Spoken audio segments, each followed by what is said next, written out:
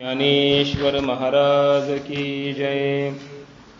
शुक्लां ब्रह्म विचारसार परमाद्यां जगद्व्यापिनीं वीणा पुस्तकधारिणीं अभयदां जाड्यान्धकारापहां हस्ते स्फाटिकमालिकां विदधतीं पद्मासने संस्थिताम् वन्दे तां परमेश्वरीं भगवतीं बुद्धिप्रदां शारदां जयांचे केलिया स्मरण होय सकळ विद्यांचे अधिकरण तेची वंदू श्री चरण श्री गुरूंचे ते नमस्कारोनी आता अजामेकां लोहित शुक्लकृष्ण भविः प्रजासृजमानां नमामः अजायितां जुषमाणां भजन्ते जहत्येनां भुक्तभोगां नमस्तान्।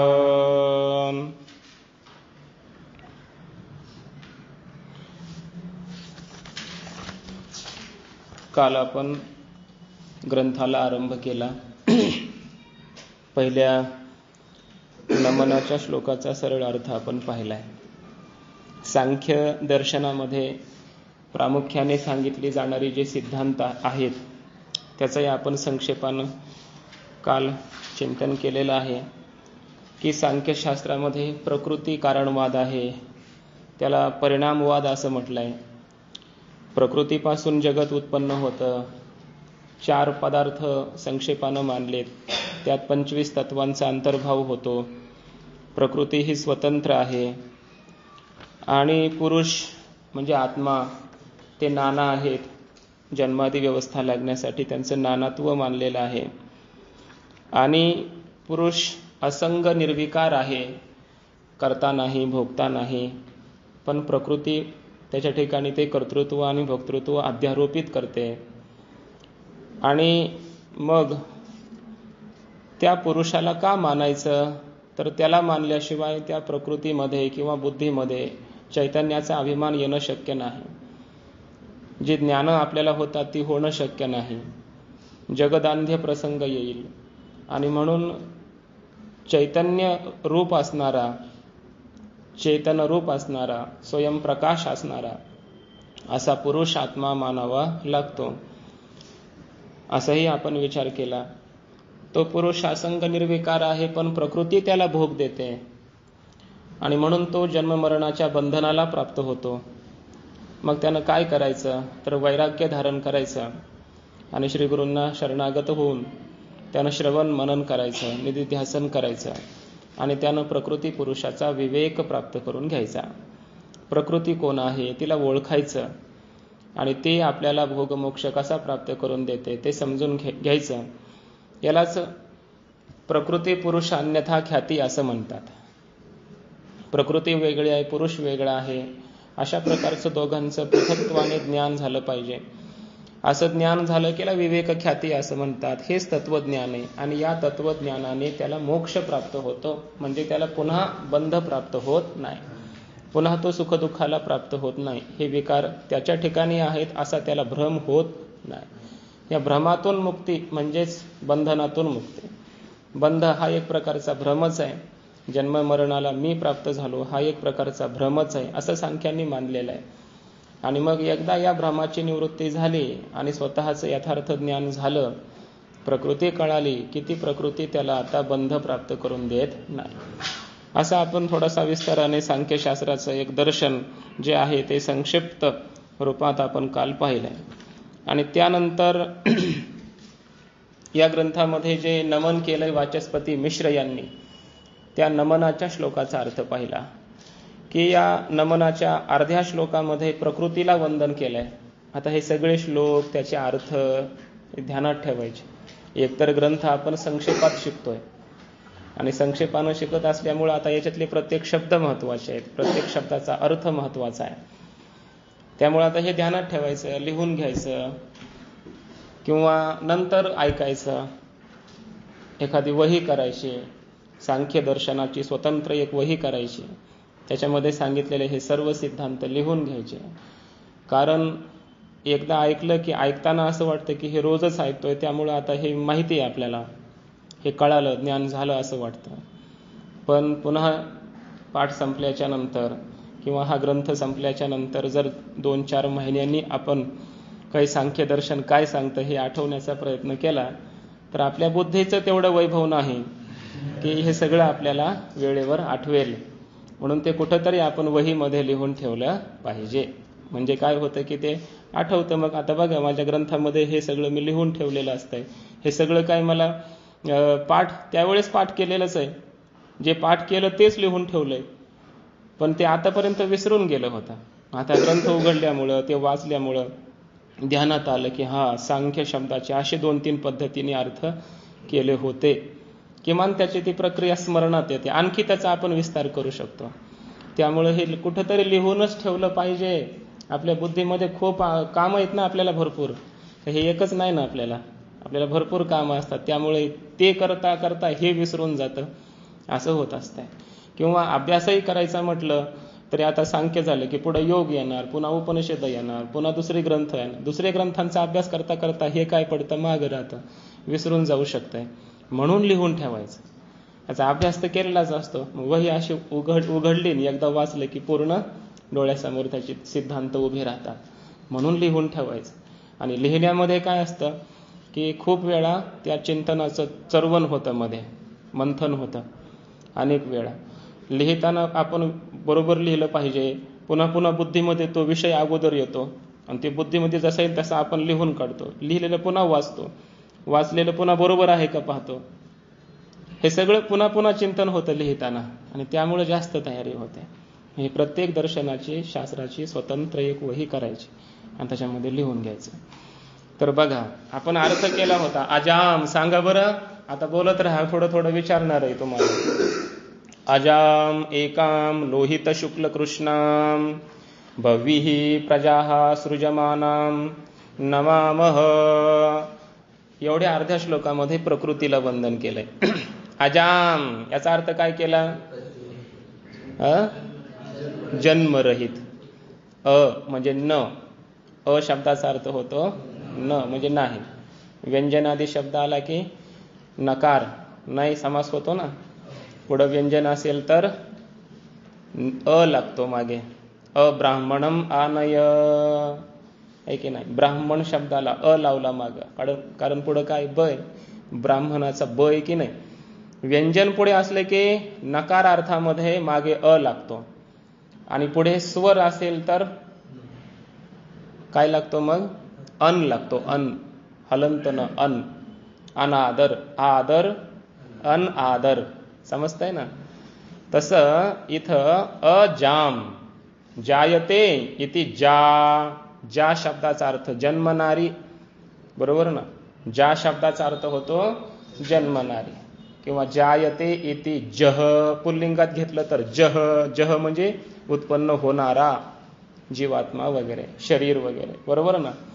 आणि स्त्रीलिंगामध्ये त्याला अजाद्यत टाप नावाचं सूत्र लागतं. टाप प्रत्यय लागतो स्त्रीलिंगामध्ये, त्याचा आ शिल्लक राहतो. आणि ज शब्दाला आ लागला की जा बनतं, मग जा झालं, बरोबर ना. न जायते इथे आपलं जायते इथे जा, माला शब्दाप्रमाणे चालणारा हा शब्द. माला, माले, माला हा, जा, जे, जाहा, जाम, जे, जाहा, जया, जाभ्याम, जाभीही, याप्रमाणे. समजतंय ना. जा शब्द आहे जन्मणारी असा अर्थ, बरोबर ना. आणि न जायते असं आपण त्याला आता नकारामध्ये केलं, नाही समास केला, बरोबर. न जायते इथे अजा, बरोबर ना. अजा, अजा शब्दाचा अर्थ शेळी, मेंढी असा पण होतोय, बरोबर ना. पण ती जायते इथे अजा आहे. न जायते अशी नाही, ती जन्माला आलेली आहे की नाही, तरी तिला अजा का म्हणतात काय माहिती, आहे की नाही. अजा, अजा. आणि इथं मायेला किंवा या प्रकृतीला काय म्हटलंय? अजा, म्हणजे न जन्मणारी, असं तिचा अर्थ आहे. तिचा जन्म नाश होत नाही असा अर्थ. अजाम. दुसरा शब्द आहे एकाम. एकाम शब्दाचा अर्थ काय केला? जी एकच आहे, बरोबर ना? एक आहे का अनेक आहे प्रकृती? एक आहे, एक. एकाम सजातीय द्वितीय रहिताम. तिला दुसरं सजातीय दुसरी प्रकृती नाही, तिला म्हणायचं एकाम, एक असलेली. पुढचा शब्द आहे लोहित शुक्ल कृष्णाम. बरोबर ना? याचा अर्थ काय होईल? रजसत्व तमात्मिकाम. बरोबर ना? रज, सत्व आणि तम हे 3 गुण आहेत, त्रिगुणात्मिका असा अर्थ. लोहित म्हणजे लाल, म्हणजे रजोगुण असा अर्थ होतो. शुक्ल म्हणजे पांढरा, सत्वगुण. आणि कृष्ण म्हणजे काळा, म्हणजे तमोगुण. तमोगुणाचा काळा रंग द्योतक आहे, बरोबर ना? म्हणून लोहित शुक्ल कृष्णामचा अर्थ होतो त्रिगुणात्मिकाम, सत्व रज तमो गुणात्मिकाम असा अर्थ. अशी प्रकृती. अजून कशी? बहुविही प्रजाहा सृजमानाम. हे बहुविही प्रजाहा हे काय आहेत शब्द? थोडं व्याकरण कळालं पाहिजे. बहुविही कसा शब्द आहे?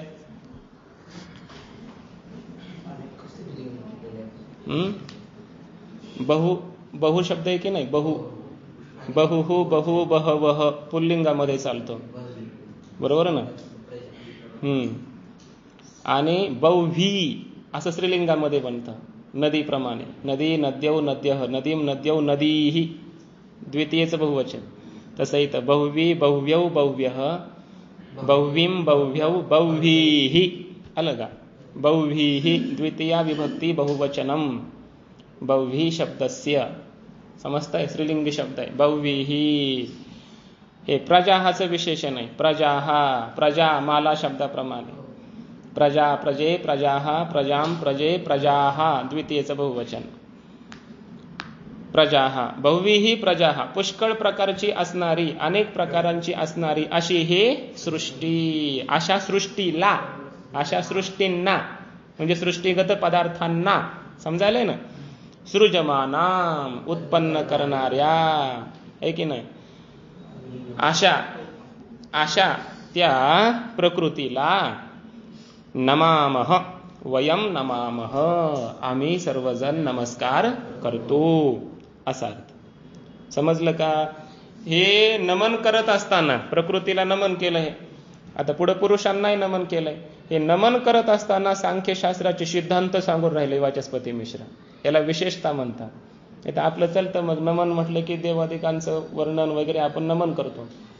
ग्रंथकारांच्या समोर ग्रंथ आहे, ग्रंथ शिष्यांच्या गळी उतरला पाहिजे. म्हणून महापुरुषांचे किंवा संत जे काही सगळे संत असतील, ऋषीमुनी असतील, त्यांचे ग्रंथ बघा. त्यांनी जे नमन केलंय त्या नमनातच त्यांनी ग्रंथाला आरंभ केला. या ग्रंथात काय सांगितलंय त्या विषयाला प्रकट केलं, बरोबर ना?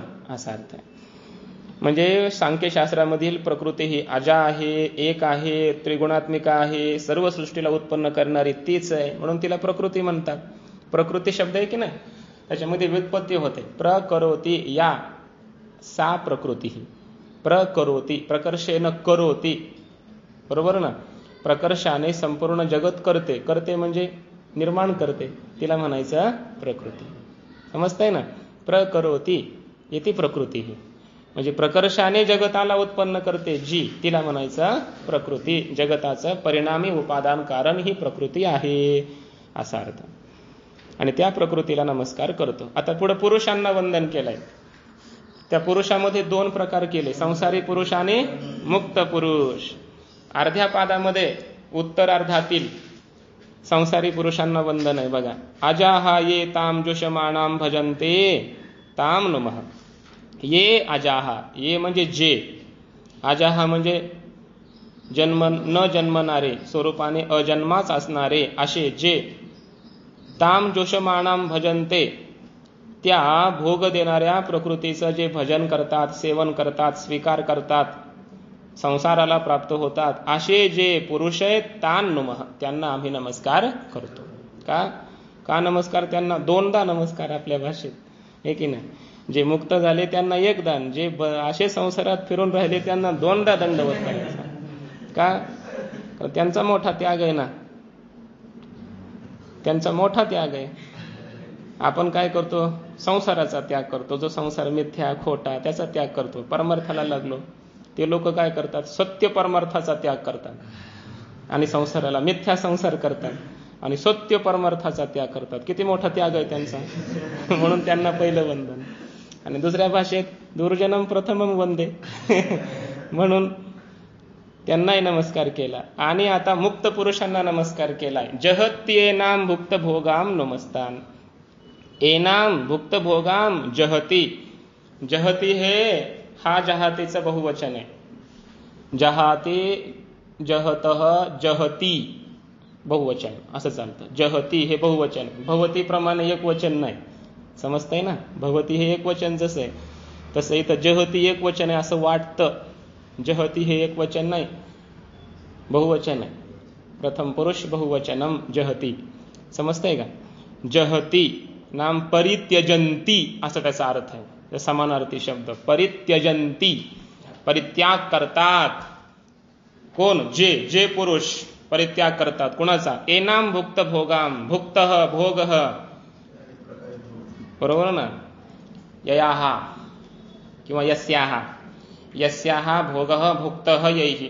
जिनं दिलेले सगळ्या प्रकारचे भोग ज्यांनी भोगलेले आहेत, बरोबर ना? या प्रकृतीनं आधी भोग दिले, पुन्हा मोक्ष दिला, हे सगळं ज्यांनी स्वीकारलं घेतलं त्या प्रकृतीचं. आणि शेवटी मग काय केलं? जहती. ताम भुक्त भोगाम जहती. तिचा परित्याग केला. परित्याग केला म्हणजे सोडून दिला, घटस्फोट घेतला असा अर्थ नाही घ्यायचा. समजतंय ना? अंतकरणातून ओळखलं, विवेक झाला की हे सगळं करणारी कोण आहे? प्रकृती. आणि प्रकृतीनं दिलेले भोग आता आपल्याकडे घेत नाही, बरोबर ना? आता नंतर ज्ञान झाल्याच्या नंतर तर सुखदुःख होतील की नाही, पण फरक एवढाच आहे की ज्ञानी पुरुष मी सुखी मी दुःखी म्हणून बसत रडत नाही. समजलं का? अज्ञानी पुरुष मी सुखी मी दुःखी म्हणत रडत बसतो. तसं ज्ञानी पुरुषांचं नसतं. प्रारब्धजन्य एक दुःख येतं. बाबांच्या भाषेत एक दुःख त्यांना येतं प्रारब्धामध्ये असलेलं. पण हे दुःख का आलं, कसं आलं, मलाच झालं, मी दुःखी, आता मी काय करू, अशा प्रकारची जी पुढे अनंत दुःख होत असतात ते दुःख त्याला होत नाही. तो भोगून संपवतो जाग्यावर. त्या दुःखाने दुःखी सुद्धा खऱ्या अर्थाने होत नाही. आपण म्हणतो तो दुःखी झाला. समजलं ना? खऱ्या अर्थानं त्या दुःखातही आनंद तो घेत असतो. हेच परमार्थाचं वैशिष्ट्य आहे. परमार्थाचं वैशिष्ट्य हे की जगामध्ये ज्याला सर्वात मोठं दुःख मानलं जातं असंही दुःख समोर आलं तरी सुद्धा अशा दुःखातही आनंदी जो राहतो, अशा दुःखातही जो आनंदाचा अनुभव घेतो तो खरा परमार्थिक आहे. म्हणजे तो हसतो असं नाही बरं. दुःखाचा प्रसंग आला आणि तो हसायला लागला असं करतो का? नाही. दुःखाचा प्रसंग आला तर तो सुद्धा दुःखी झाल्याचं दाखवतो. तो सुद्धा रडतो, पण तो रडत असताना सुद्धा दुःखी नसतो, आनंदी असतो. हे परमार्थाचं वैशिष्ट्य.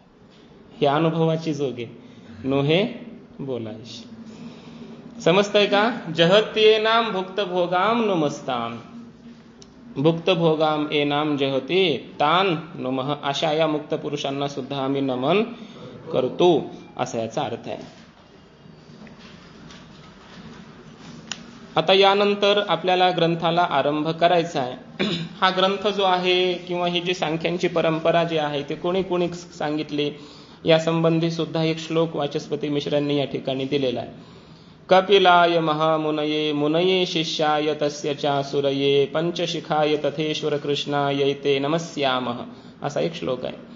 याचा अर्थ असा आहे, कपिलाय महामुनये नमस्यामः. जे महामुनी कपिल आहेत, आद्य प्रवर्तक या सांख्यशास्त्राचे, त्यांना नमस्कार असो. मुनये शिष्याय तस्य च आसुरये. तस्य च आसुरये शिष्याय मुनये आसुरये शिष्याय नमः. त्यांचेच आसुरी नावाचे जे मुनी आहेत की जे शिष्य आहेत त्यांनाही नमस्कार असो. पंचशिखाय तथा ईश्वर कृष्णाय. त्या आसुरी ऋषींचे शिष्य आहेत पंचशिख नावाचे, त्या पंचशिखाचार्यांनाही नमस्कार असो. आणि तथा त्याचप्रमाणे या सांख्यकारिका ग्रंथाचे जे करते ईश्वर कृष्ण नावाचे यांना सुद्धा नमस्कार असो असा याचा अर्थ आहे. आता यानंतर नमस्कार केला, मंगलाचरण झालं, ग्रंथाला आरंभ करायचा आहे. पहिला श्लोक कारिका समोर येणार आहे. त्याचं अवतरण म्हणून वाचस्पती मिश्र देत आहेत की इह खलु प्रतिपित्सितम अर्थम प्रतिपादयन प्रतिपादयिता अवधेय वचनो भवती प्रेक्षावताम. अप्रतिपित्सितम अर्थम तो प्रतिपादयन न अयम लौकिको नापि परीक्षकः इति प्रेक्षावद्भिः उन्मत्तवद उपेक्षेत. प्रत्येक वेळी आपण घेणार नाही, पण सुरुवातीचं खूप महत्वाचं काही चिंतन आहे त्यांनी सांगितलं. बघा, याचा अर्थ असा आहे की जिज्ञासित अर्थाचा जो वक्ता असतो, म्हणजे तुम्ही ज्या जिज्ञासेने इथं बसलेले आहात त्या जिज्ञासेची पूर्ती करणारी वचनं बोलणारा जो वक्ता असतो तोच अवधेय वचन असतो. त्याच्याच वचनाकडे लक्ष दिलं जातं. कुणाकडून? प्रेक्षावद्भिः, म्हणजे जे विद्वान लोक आहेत. प्रेक्षा शब्दाचा अर्थ आहे प्रकर्षेन इक्षा इति प्रेक्षा, म्हणजे काय? विद्या. आणि वत म्हणजे वान, विद्यावान. जे विद्यावान लोक आहेत, प्रेक्षावान आहेत, चिकित्सक आहेत, परीक्षक आहेत, अशी लोक त्या वक्त्याकडे पूर्ण लक्ष देऊन श्रवण करत असतात.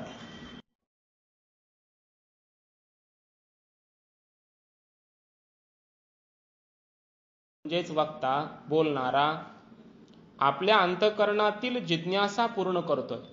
आपल्या मनामध्ये जे जाणण्याची इच्छा आहे तेच सांगतोय. अशा वक्त्याची वचनं विद्वान लोक लक्षपूर्वक ऐकत असतात. अन्यथा मग काय होतं? आपल्या अंतःकरणात जिज्ञासा एक आहे आणि सांगणारा दुसरंच काहीतरी सांगायला लागला, हे की नाही? चांगलं अभंगावर कीर्तन ऐकायला मिळेल, चिंतन ऐकायला मिळेल या उद्देशानं समोर बसणारा एखादा श्रोता असतो, आणि जर त्या अभंगावर काही न बोलता दुसरंच काहीतरी बोलायला लागला तो वक्ता, खरं तर तो वक्ता जर बोलायला लागला तर मग ते जे बसलेले लोक असतात ते काय होतात? नाराज होतात. ते ऐकत नाही त्यांचं वाक्य, मग लक्षपूर्वक ऐकत नसतात. असं या दोन वाक्याचा अर्थ आहे. प्रतिपित्सितम अर्थम प्रतिपादयन, म्हणजे आम्हाला जे श्रवण करायचंय, जे ऐकायचंय, ज्याची जिज्ञासा आम्हाला आहे त्याचंच वर्णन करणारा जो वक्ता आहे प्रतिपादयिता अवधेय वचनो भवती, त्याची सगळी वचनं ही लक्षपूर्वक ऐकण्यासारखी असतात. म्हणून तर या अवधान एकले दीजे, तिथं हे चिंतन करता येतं. मला वाटतंय कुठेतरी केलेलं आहे. श्री गुरु चैतन्य आपलं चंद्रशेखर महाराजांनी याच्यावर 10 मिनिट बोललेले आहेत कुठल्या तरी ह्याच्या भागामध्ये, मी ऐकलेलं आहे ते. तरी अवधान एकले दीजे मग सर्व सुख. माझ्या बोलण्याकडे तुम्ही अवधान द्या. अवधेय वचनः भवती प्रेक्षावताम. तुम्ही प्रेक्षावान आहात, तुम्ही विद्वान आहात. तुमच्या अंतःकरणामध्ये जी खरी जिज्ञासा आहे त्या जिज्ञासेची पूर्ती करण्यासाठी मी आलोय. कारण तुम्हाला सर्व सुखाला प्राप्त व्हायचं ही तुमची जिज्ञासा आहे, आणि माझं जर वचन तुम्ही अवधानपूर्वक ऐकली तर तुम्ही सर्व सुखालाच प्राप्त होणार आहात. मग सर्व सुखाशी पात्र होईजे, ही तुमची माझी प्रतिज्ञा आहे. तुम्ही सर्व सुखाला प्राप्त होणारच आहात, तुमची जिज्ञासा पूर्ण होणार आहे. आणि म्हणून अवधान एकले तिची, म्हणून माझ्या बोलण्याकडे लक्ष द्या. का माऊलींच्या बोलण्याकडे लक्ष द्यायचं? आपल्या जिज्ञासेची पूर्ती करणारी वाक्य माऊली बोलतात. म्हणून आपल्याला खरी जिज्ञासा सुखाची आहे, उद्धाराची आहे, कल्याणाची आहे. ही खरी आपली जिज्ञासाच आहे अंतःकरणातली, आणि ही जिज्ञासा पूर्ण करण्यासाठीच माऊलींचा अवतार, संतांचे अवतार आहेत. म्हणून त्यांची वचनं आपण अवधानपूर्वक ऐकली पाहिजे, असं या वाक्याचा अर्थ आहे. आणि अप्रतिपित्सितम अर्थम तो प्रतिपादयन प्रतिपादयिता न अयम लौकिको नापि परीक्षकः इति प्रेक्षावद्भिः उन्मत्तवद उपेक्षेत. याचा अर्थ असा आहे की आम्ही ज्या जिज्ञासेनं बसलोय ती जिज्ञासा पूर्ण न करता दुसरंच काहीतरी प्रतिपादन करणारा जो प्रतिपादयिता वक्ता असतो तो एखाद्या उन्मत्ताप्रमाणे हा लौकिकही नाही आणि हा खरा ज्ञानी सुद्धा नाही, असं म्हणून त्याची उपेक्षा केली जाते. जे प्रेक्षावान लोक असतात त्याची उपेक्षा करतात, असा याचा अर्थ आहे. आणि म्हणून आता आपल्या अंतःकरणामध्ये जिज्ञासा निर्माण झाली सांख्यशास्त्र ऐकण्याची, सांख्यशास्त्राचे सिद्धांत काय आहे समजून घेण्याची जिज्ञासा निर्माण झालेली आहे. मग ही जिज्ञासा पूर्ण करण्यासाठी आता दुसरं तिसरं काहीतरी बोलत बसण्यापेक्षा वाचस्पती मिश्र म्हणतात, मी आता सांख्यशास्त्राच्या विषयाला स्पर्श करतो, सांगायला सुरुवात करतो. का? कारण सच येशाम प्रतिपित्सितः अर्थः ज्ञातः सन परमपुरुषार्थाय कल्पते. तुमच्या जिज्ञासेचा विषय असणारा जो अर्थ आहे तुम्हाला ज्याची जिज्ञासा आहे ती जर जिज्ञासा तुमची पूर्ण झाली तर तुम्हाला परमपुरुषार्थच आज प्राप्त होणार आहे. इति प्रारिप्सित शास्त्र विषय ज्ञानस्य परमपुरुषार्थ साधन हेतुत्वा तद विषय जिज्ञासाम अवतारयति. म्हणून या ग्रंथाच्या प्रारंभाची इच्छा असणारे ग्रंथकार काय करतायत, शास्त्राचा विषय जो आहे, जे ज्ञान आहे, शास्त्रामध्ये जे ज्ञान सांगितलंय, जो विषय आहे की जे ज्ञान कसं आहे, परमपुरुषार्थ साधन हेतुत्वात, आपल्या परमपुरुषार्थाला म्हणजे मोक्षाला कारण ठरणार आहे, साधन ठरणार आहे, अशा प्रकारचं हे या शास्त्रातलं ज्ञान आहे, सांख्यशास्त्राचं ज्ञान आहे.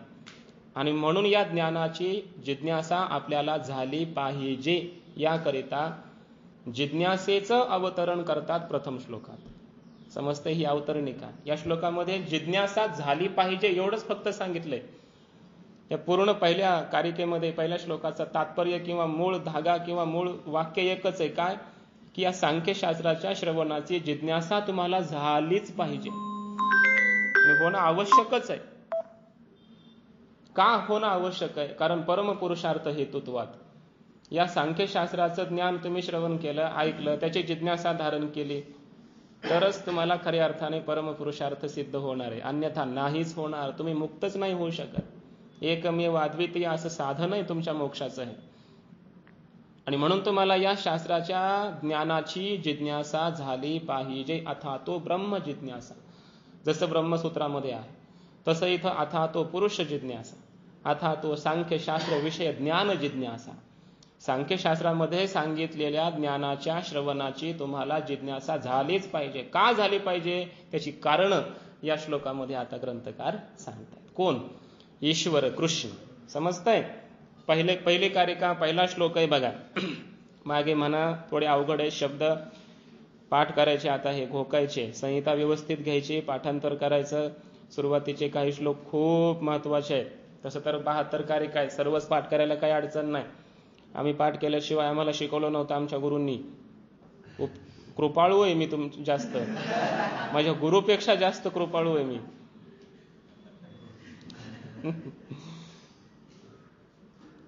दुःखत्रयाभिघाताज, दुःखत्रयाभिघाताज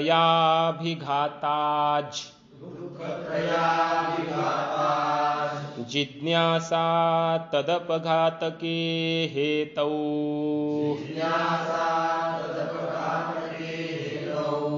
जिज्ञासा तदपघातके हेतौ, दृष्टे सा पार्था चेन्नई,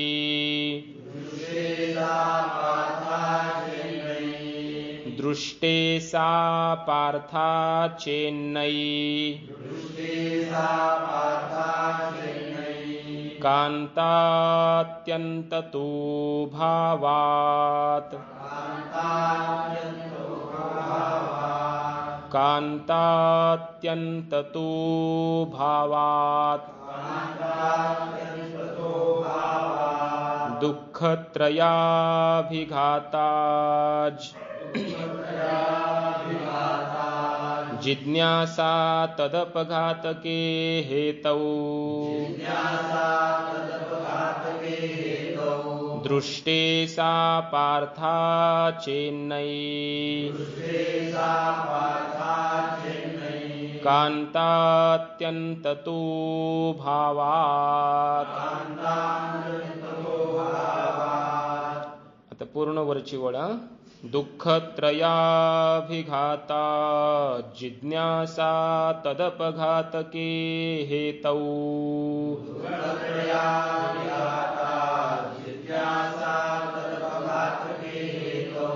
दृष्टे सा पार्था चेन्नई, कांतात्यंततो भावात्.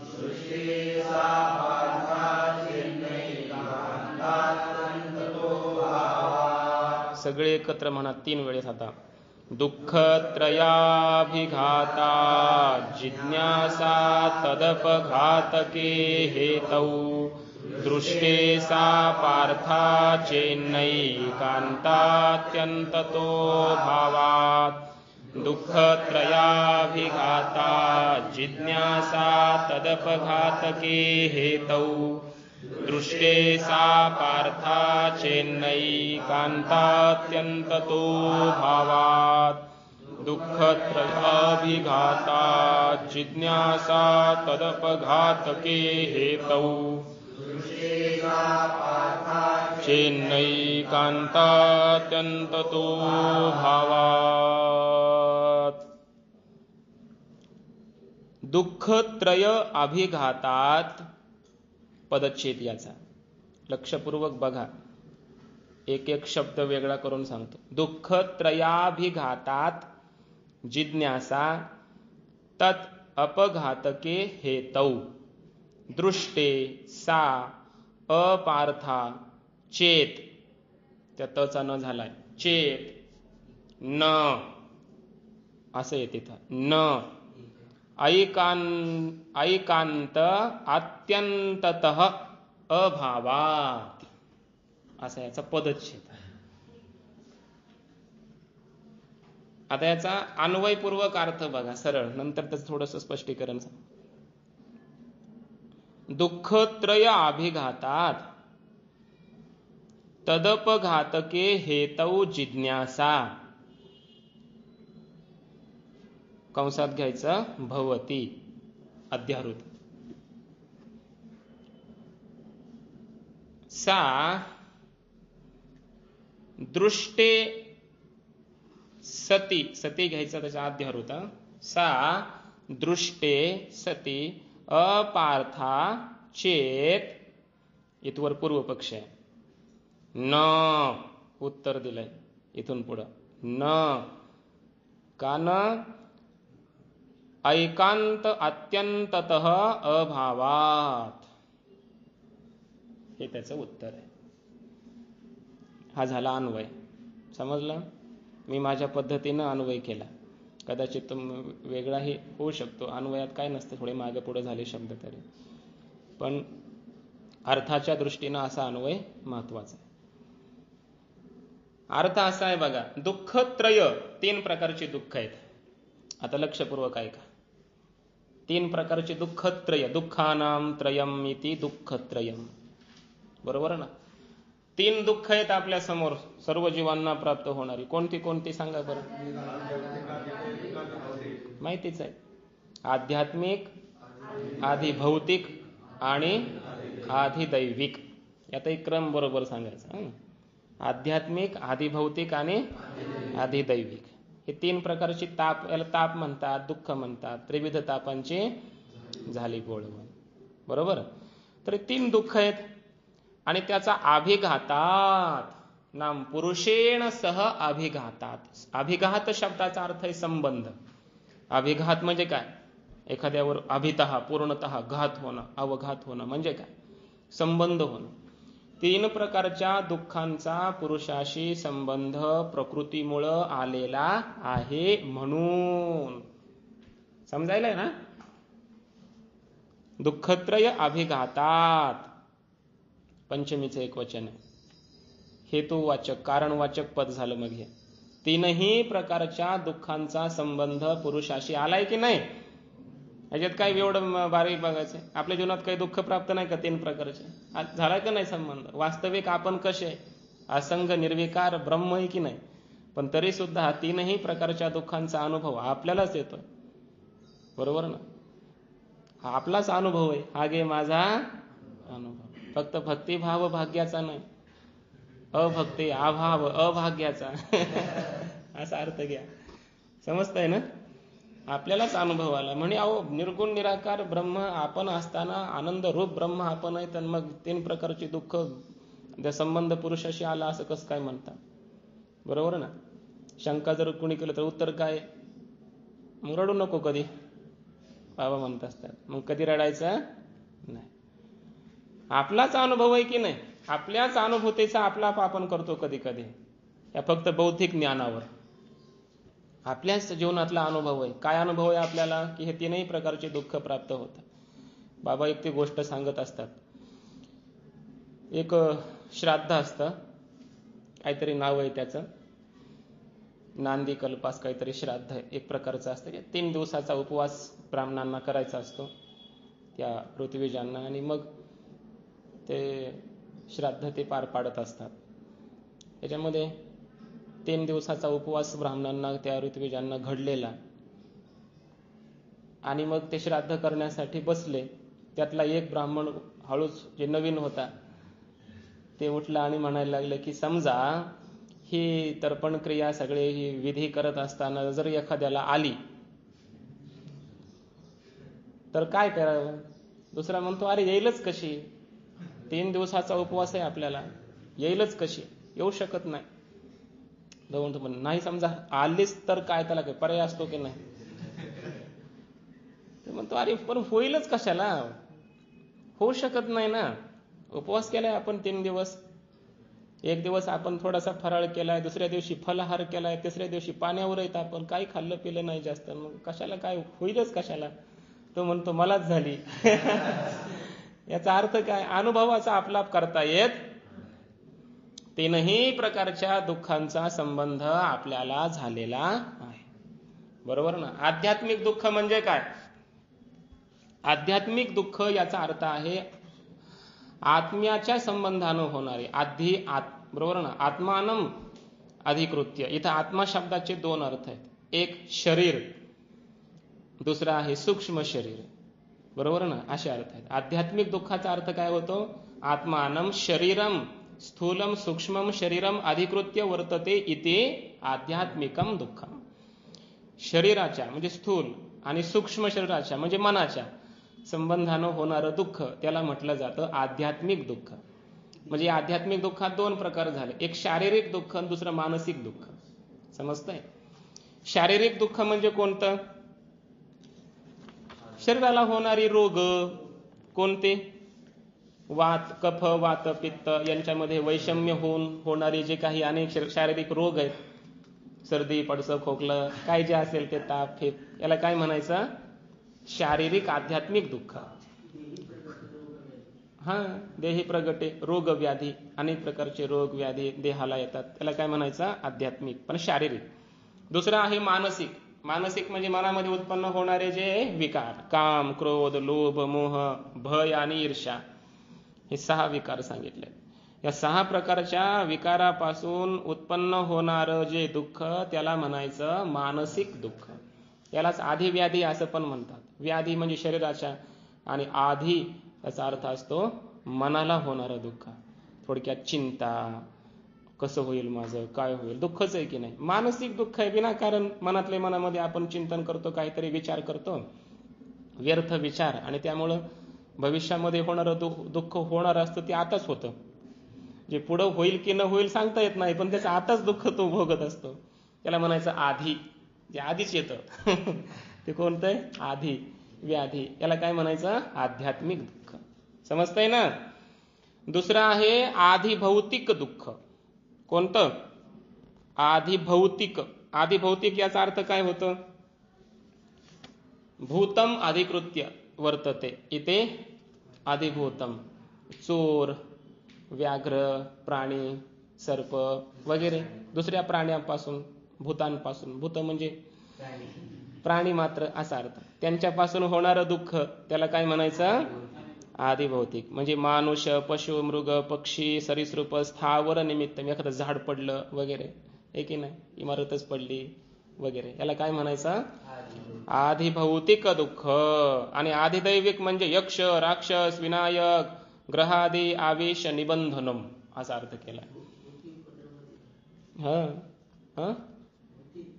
उपद्रव देणारी जे काही यक्ष, राक्षस आहेत, भूत, प्रेत, पिशाच किंवा ग्रह, हे जे ग्रह आहेत की नाही, आणि शनी ग्रह वगैरे, ह्यांच्यापासून हे आपल्यावर जर नाराज झाले तर अनेक प्रकारचे दुःख आपल्या घरामध्ये येतात.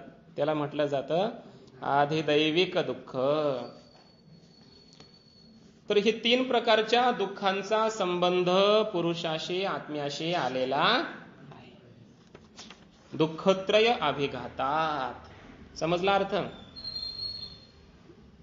म्हणून तदपघातके हेतौ जिज्ञासा भवती. तद अपघातके, त्याचा अपघातक, बरोबर ना, त्याचा म्हणजे त्या 3 प्रकारच्या दुःखांचा. अपघातक म्हणजे नाशक असा जो हेतू म्हणजे एखादा उपाय, त्या उपायाविषयी जिज्ञासा भवती, जिज्ञासा होते. की काय केलं म्हणजे केन उपायेन मम इदम त्रिविधम दुःखम नश्येत इति जिज्ञासा भवती. इति एवं प्रकारा जिज्ञासा भवती. समजले ना? कोणत्या उपायाने माझी ही 3 प्रकारची दुःख संपतील, नष्ट होतील. तदा अपघातक, 3ही प्रकारच्या दुःखांचे अपघातक, नाशक असे हेतू, हेतू म्हणजे उपाय, कारण कोण आहेत, त्याविषयी, हेतौ सप्तमीचं एकवचन, त्याविषयी जिज्ञासा होते साधकाला. समजायलंय ना? जिज्ञासा म्हणजे ज्ञातुम इच्छा, जाणण्याची इच्छा. जगामध्ये असा कोणता उपाय आहे की तो उपाय केला असता 3ही प्रकारची माझे दुःख संपतील, नष्ट होतील, अशा प्रकारची जिज्ञासा त्या साधकाला होते आणि झाली पाहिजे असं म्हणतात ग्रंथकार. अशी जिज्ञासा सर्वांना झाली पाहिजे. हा झाला पूर्वार्धाचा अर्थ. समजलं? आता उत्तरार्ध आहे बघा. पूर्वपक्षी म्हणतोय दृष्टे सते सा अपार्था चेत.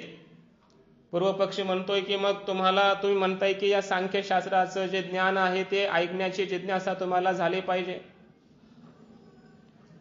पण हे सांख्यशास्त्राच्या श्रवणरूप उपाय प्राप्त करण्याची काही गरज नाही. तुम्हाला काय करायचंय, त्रिविध दुःखांची बोळवणच करायची ना. मग एक काम करा, दृष्ट उपाय उपलब्ध इथं, कशाला अदृष्टाची कल्पना करता पुढं, बरोबर ना? आपल्याला अर्थसंग्रहात एक न्याय गेला होता. लभ्यमाने फले दृष्टे नादृष्ट परिकल्पना. दृष्ट फल विद्यमान असताना, मिळत असताना अदृष्टाची कोणी कल्पना करत असेल तर हा अन्याय आहे. त्याचा स्वीकार महापुरुष करत नसतात. पूर्वपक्षी म्हणतो की या सांख्यशास्त्राचं श्रवण करा, मग प्रकृती म्हणजे काय, पुरुष म्हणजे काय हे सगळं समजून घ्या, जगत उत्पन्न कसं झालं आणि काय, तुमचं एवढं क्लिष्ट अशा प्रकारचा कठीण असं हे ज्ञान ऐकत बसा आणि मग काय माहिती पुढे मोक्ष होतो का नाही होत. त्यापेक्षा सरळ सोपा उपाय आपल्याकडे आहे. दृष्ट उपाय आहेत अनेक प्रकारचे, आध्यात्मिक दुःखाच्या निवृत्तीसाठी, आदिभौतिक, आदिदैविक, 3ही प्रकारच्या दुःखांच्या निवृत्तीचे दृष्ट उपाय प्रत्यक्ष इथं केले जाणारे, औषधी, वनस्पती वगैरे, मंत्र तंत्र इत्यादी, यज्ञ यागादी, असे अनेक प्रकारचे उपाय उपलब्ध आहेत. कोण बोलतोय? हा मीमांसक आहे, अर्थसंग्रहकार आहे हा. समजायले ना? आता तो पूर्वपक्ष आहे इथं. हे सगळे प्रत्यक्ष दृष्ट उपाय जगामध्ये आहेत ना, ते करा. कशाला शास्त्र श्रवण करत बसता? हे ऋषी मुनींनी सांगितलेले कुठं, त्याचा आता काय उपयोग आहे असं कोण म्हणतोय? पूर्वपक्षी. मीमांसक आहे हा.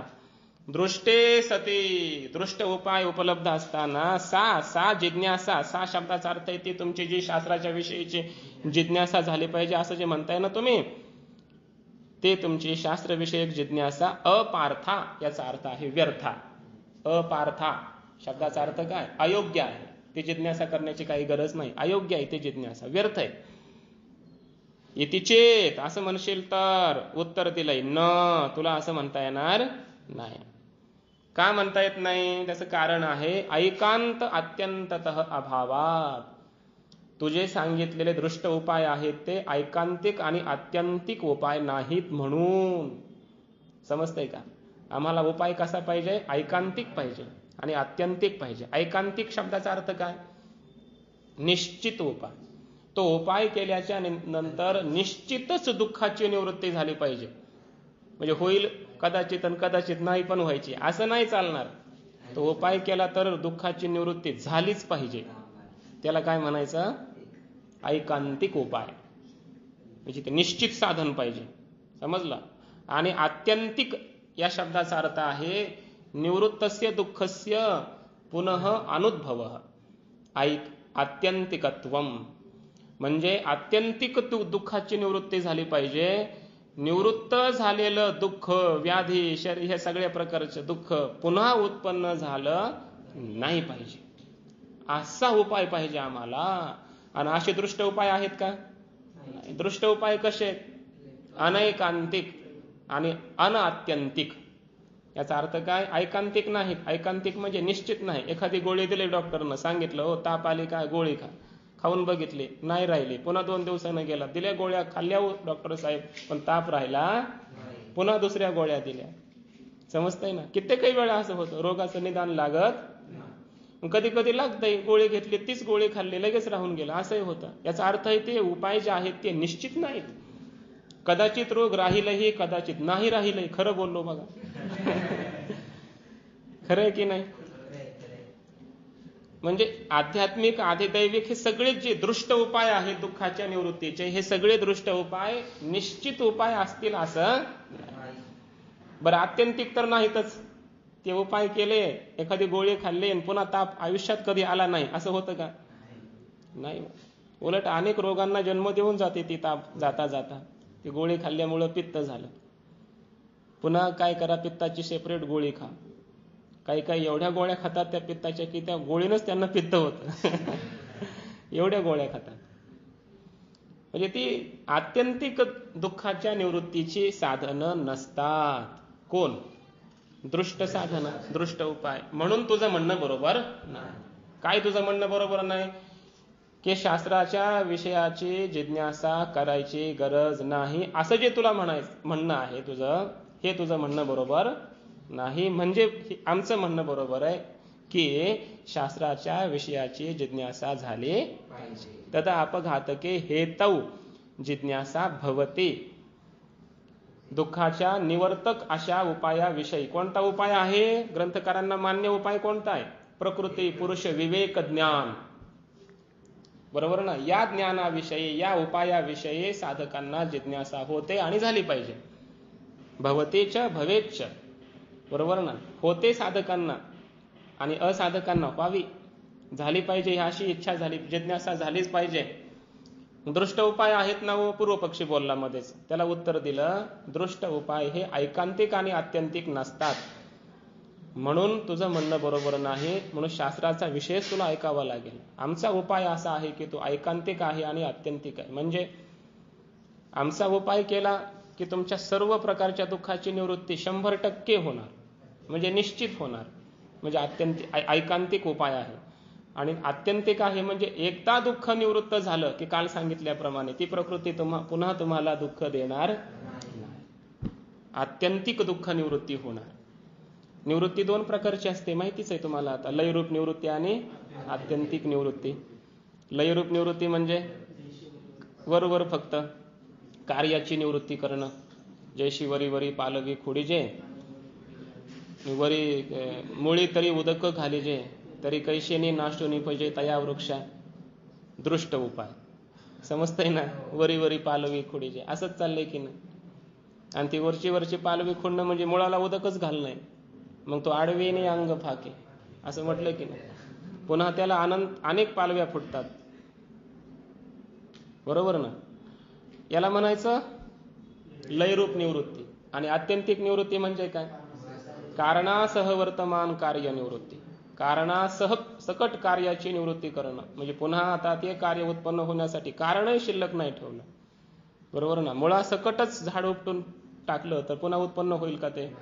पुन्हा त्याला पालवी फुटणार नाही. बरोबर ना? बाबा सांगतात हजामत करणं हे काय आहे? लयरूप निवृत्ती केसाची. आणि टक्कल पडणं हे आत्यंतिक निवृत्ती आहे. तर त्याचे उपाय निघालेत बरेचसे, पण ते काय होऊ शकत नाही, त्याला काय पर्याय नाही. समजतंय ना? याला म्हणायचं आत्यंतिक निवृत्ती. दृष्ट उपाय हे लयरूप निवृत्ती करणारे आहेत. आणि आमचा उपाय जो आहे शास्त्राची जिज्ञासा, विवेक ज्ञान, विवेक ख्याती, हा जो आमचा उपाय आहे दुःख निवृत्तीचा, हा आत्यंतिक निवृत्तीचा उपाय आहे. आणि ऐकांतिक आणि अनैकांतिक हे माहित झालं तुम्हाला. बरोबर ना? दृष्ट उपाय ऐकांतिक आहेत का? अनैकांतिक म्हणजे निश्चित उपाय नाहीत ते. आमचा उपाय निश्चित आहे. आणि म्हणून निश्चित काय झालं मग या श्लोकातून? की शास्त्राचा विषय म्हणजेच काय विषय आहे? तत्वज्ञान. तत्वज्ञान म्हणजे प्रकृती पुरुष अन्यथा ख्याती रूप. बरोबर? विवेक ख्याती हा उपायच जाणला पाहिजे. बरोबर ना? आणि त्याविषयी आपण जिज्ञासा धारण केली पाहिजे. कारण तुम्हाला दुःखत्रयाचा संबंध तर आलेला आहे. आता का आला, कसा आला हे विचार करण्यापेक्षा आता या दुःखाच्या संबंधातून कसं मुक्त होईल आणि त्यासाठी काय उपाय आहे, त्या उपायाच्या विषयी जिज्ञासा झाली पाहिजे. आता या संबंध थोडंसं टीकाकारांनी असं म्हटलंय बघा. वाचस्पती मिश्र म्हणतात, शास्त्राचा विषय जाणण्याची जिज्ञासा तरच होणार नाही कोणाला. फार सुंदर विषय.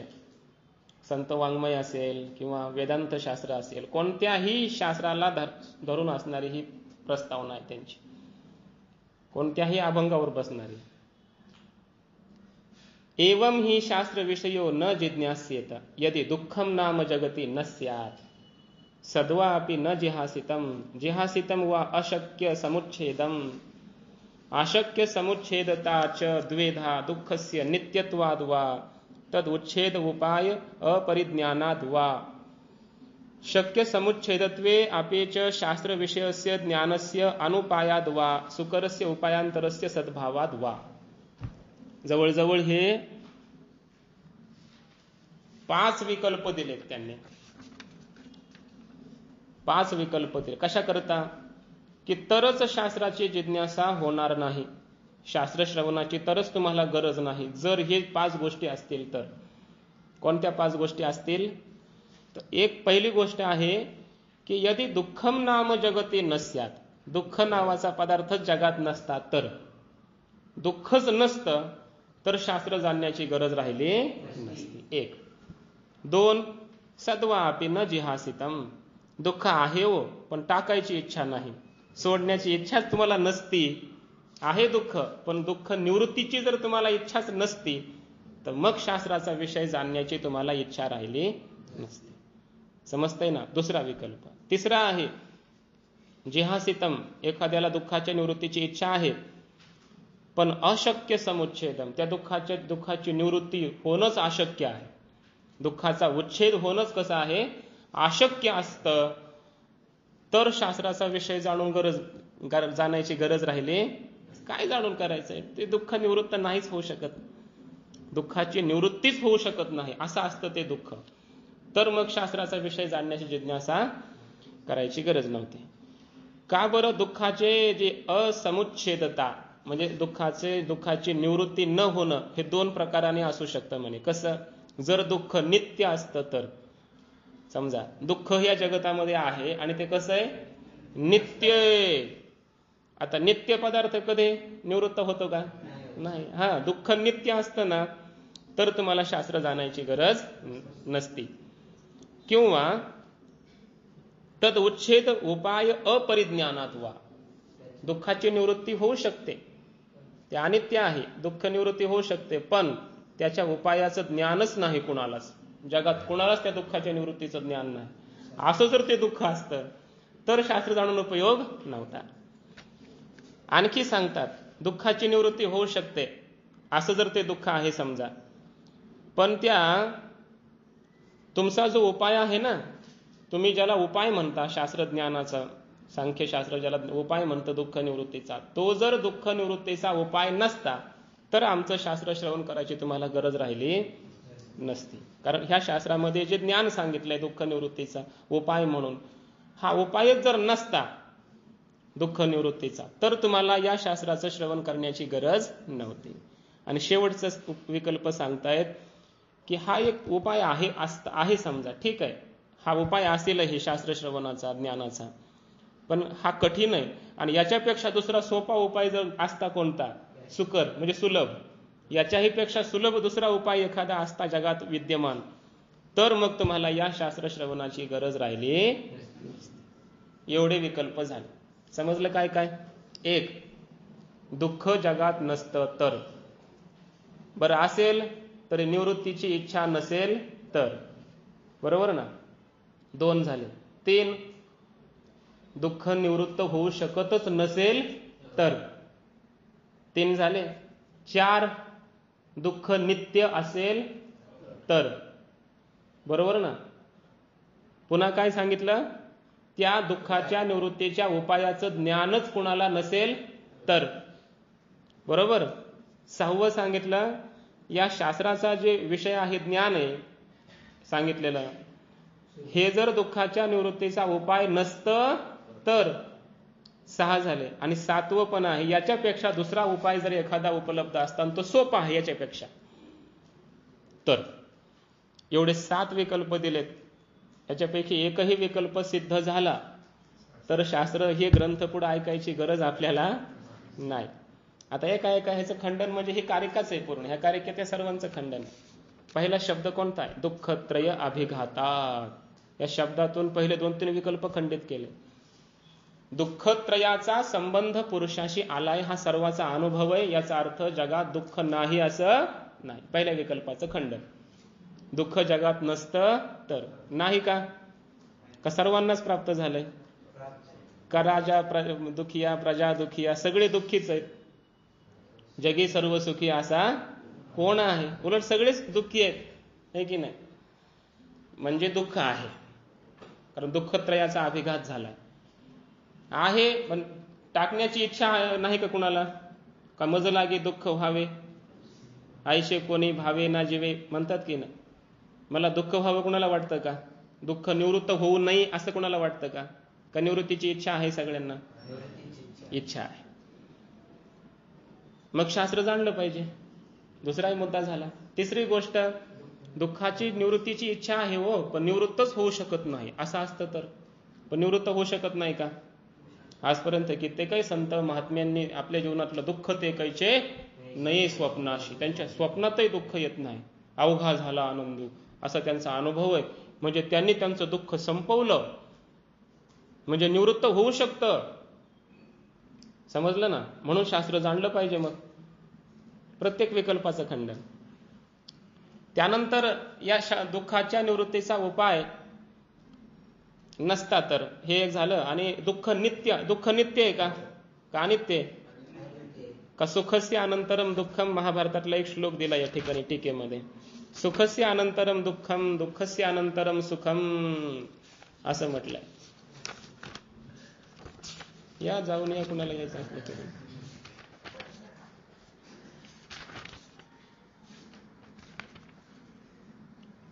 सुख दुःखे मनुष्याणाम चक्रवत परिवर्तत. एखाद्या चक्राप्रमाणे, जसं चक्र असतं की नाही गाडीचं, त्याप्रमाणे सुखाच्या नंतर दुःख आणि दुःखाच्या नंतर सुख येत राहतं. म्हणजे सुखही नित्य नाही, दुःखही नित्य नाही असा याचा अर्थ आहे. म्हणजे ते नित्य आहे असंही नाही. पुढचा विकल्प होता दुःख निवृत्तीचा उपायच कोणाला माहिती नाही. असं कधी आहे का? आहे माहिती आहे. ऋषीमुनींना, सर्व संतांना त्याचा उपाय निवृत्तीचा माहिती आहे. त्यानंतर सांगितलं की हे जे शास्त्राचं ज्ञान आहे हे जर दुःख निवृत्तीचा उपाय नसतं तर का नाही? आहे का नाही उपाय? आहे निवृत्तीचा उपाय. याच्यापेक्षा सुलभ उपाय उपलब्ध असतात तर गरज नव्हती, पण उपाय उपलब्ध आहे का? आहे, पण कसा नाही? ऐकांतिक आणि अत्यंततः अभावात. त्याचं हे खंडन आहे शेवटच्या विकल्पाचं.